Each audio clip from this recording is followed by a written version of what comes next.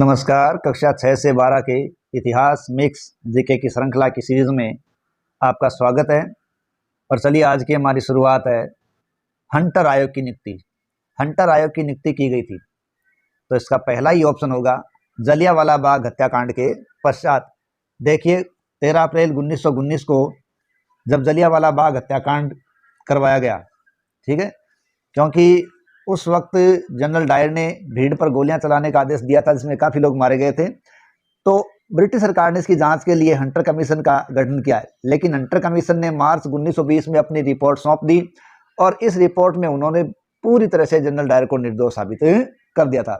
लेकिन बाद में कांग्रेस की तरफ से मदन मोहन मालवीय कमेटी का गठन किया गया था और उसने कई हत्याओं का दोषी है वो हंटर को जनरल डायर को माना था। नेक्स्ट, इनकलाब जिंदाबाद का नारा किसने दिया? तो देखिए मूल रूप से थोड़ी सी बात मैं आपको बता दूं कि इनकलाब जिंदाबाद का जो नारा है वो मूल रूप से मौलाना हसरत मोहानी ने 1921 में दिया था। मौलाना हसरत मोहानी 1921, और इसका हिंदी में मतलब होता है क्रांति अमर रहे। हसरत मोहानी एक भारतीय स्वतंत्रता सेनानी थे और 1921 में भारतीय राष्ट्रीय कांग्रेस के एक नेता भी थे। इनकलाब जिंदाबाद का नारा पहली बार दिल्ली में सेंट्रल असेंबली पर बमबारी करने के बाद भगत सिंह द्वारा लगाया गया था। तो यह इनकलाब जिंदाबाद का नारा किससे जुड़ा हुआ है? भगत सिंह के द्वारा जुड़ा हुआ है। नेक्स्ट देखिए, लाल कुर्ती दल का गठन किसने किया? मोहम्मद अली जिन्ना, लियाकत अली खान, खान अब्दुल गफ्फार खान, मोहम्मद इकबाल। तो यहां है खान अब्दुल गफ्फार खान। देखिए लाल कुर्ती आंदोलन भारत में पश्चिमोत्तर सीमांत प्रांत में खान अब्दुल गफ्फार खान द्वारा चलाया गया था और भारतीय राष्ट्रीय कांग्रेस के समर्थन में ये खुदाई खिदमतगार के नाम से चलाया गया था और ये बड़ा एक ऐतिहासिक आंदोलन था, क्योंकि खुदाई खिदमतगार आंदोलन के जो लोग थे वो लाल कुर्ता पहना करते थे, इसलिए इसका नाम लाल कुर्ती आंदोलन भी पड़ गया। मूल रूप से तो इसका नाम खुदाई खिदमतगार था और खुदाई खिदमतगार एक फारसी भाषा का शब्द है जिसका हिंदी में मतलब होता है ईश्वर की बनाई हुई दुनिया के सेवक। ईश्वर की बनाई हुई दुनिया के सेवक। नेक्स्ट, सीमांत गांधी किसे कहा जाता है? तो खान अब्दुल गफ्फार खान को, क्योंकि गांधी जी जो देश में काम कर थे उसी रूपरेखा पर चलते हुए खान अब्दुल गफ्फार खान है वो सीमांत प्रदेश में काम कर रहे थे, इसलिए इनका नाम रखा गया सीमांत गांधी। नेक्स्ट है गांधी इरविन समझौता कब हुआ था? तो 5 जनवरी 1931, 5 मार्च 1931, 26 मार्च 1931 और 27 मार्च 1931। तो यह है 5 मार्च 1931। देखिए 5 मार्च 1931 को गांधी इरविन समझौता हुआ था। देखिए 1930 के अंदर राउंड टेबल कॉन्फ्रेंस अर्थात गोलमेज सम्मेलन हुआ था, वो पहला गोलमेज सम्मेलन था, लेकिन इस गोलमेज सम्मेलन में किसी भारतीय राष्ट्रीय कांग्रेस के सदस्य ने हिस्सा नहीं लिया और अंग्रेज समझ चुके थे कि जब तक राष्ट्रीय कांग्रेस के सदस्य इसमें हिस्सा नहीं लेंगे तब तक सम्मेलन को कोई फायदा नहीं है। तो उन्होंने द्वितीय सम्मेलन से पहले 5 मार्च 1931 को लंदन के द्वितीय गोलमेज सम्मेलन से पहले महात्मा गांधी और तात्कालिक वायसराय लॉर्ड इरविन के बीच एक समझौता हुआ था और यह राजनीतिक समझौता गांधी इरविन समझौता या दिल्ली पैक्ट के नाम से भी जाना गया है। अब ब्रिटिश सरकार प्रथम गोलमेज सम्मेलन में समझ चुकी थी कि कांग्रेस के सहयोग के बिना कोई फैसला भी नहीं लिया जा सकता, इसलिए गांधी इरविन समझौता हुआ और इसी समझौते के तहत गांधी जी है वो द्वितीय गोलमेज सम्मेलन में हिस्सा लेने के लिए गए थे। तो इरविन गांधी समझौता 5 मार्च 1931 को हुआ था। नेक्स्ट, अगला है जो गोलमेज सम्मेलन है वो आयोजित क्यों किए गए थे? गांधी जी का विरोध करने के लिए, B.R. अम्बेडकर को भारत का नेता बनाने के लिए, साइमन कमीशन की संस्तुतियों पर विश्वास करने के लिए और भारत को स्वतंत्रता देने के लिए।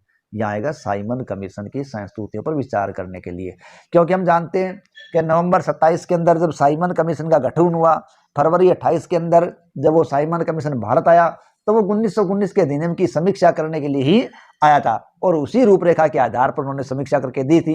हालांकि साइमन कमीशन के 7 सदस्य अंग्रेज थे, इसलिए भारतीयों ने साइमन का विरोध भी किया था, लेकिन साइमन ने जो रिपोर्ट दी उसी रिपोर्ट की समीक्षा करने के लिए, विचार करने के लिए गोलमेज सम्मेलन आयोजित किए गए थे।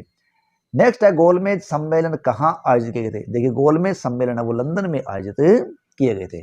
कहाँ किए गए थे? लंदन। ठीक है।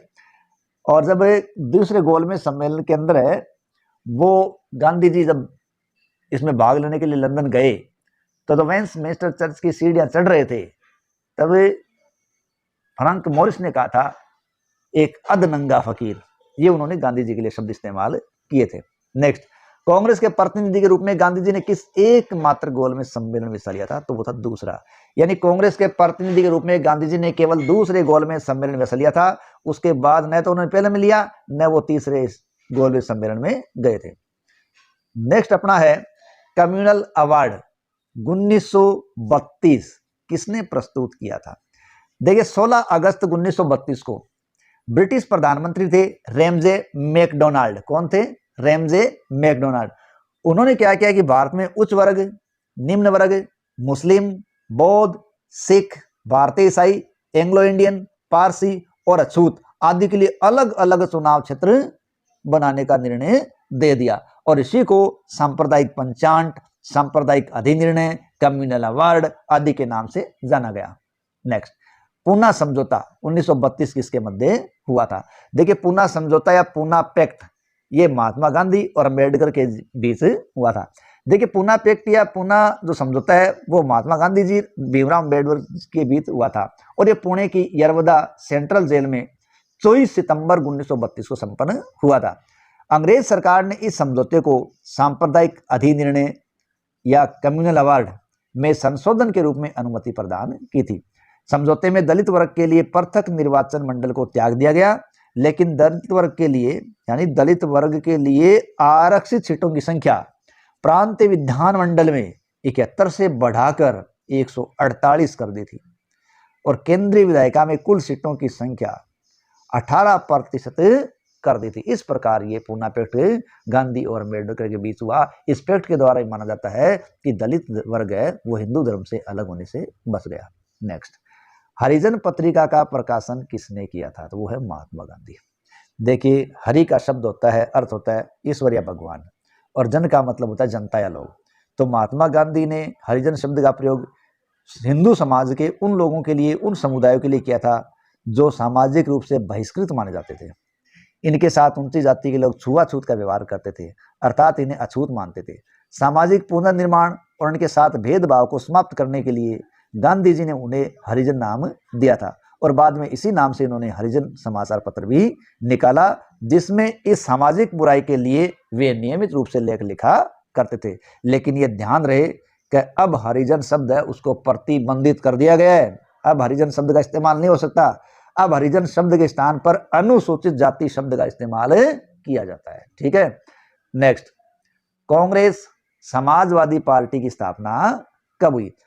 देखिए कांग्रेस समाजवादी पार्टी की स्थापना हुई थी 1934 में। ठीक है। कांग्रेस समाजवादी दल है वो भारत का एक राजनीतिक दल था जो 1934 में बना था।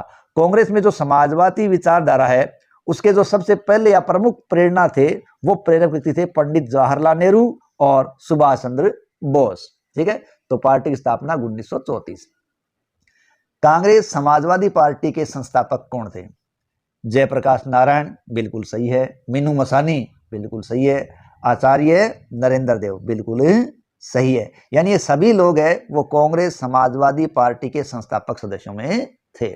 इसी के साथ हमारा ये आज का मिक्स वीडियो का श्रृंखला समाप्त होता है। आशा है आपको पसंद आ रहा है। Please like, comment and subscribe. Thank you.